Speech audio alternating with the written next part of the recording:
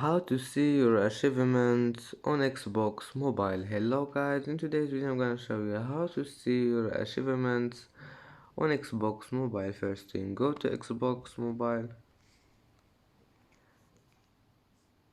and now all you need to do is just click here on your profile, here down, click on it, and then click this one here, achievements, click on it, and as you see here you can see your achievements, and that's how it's easy.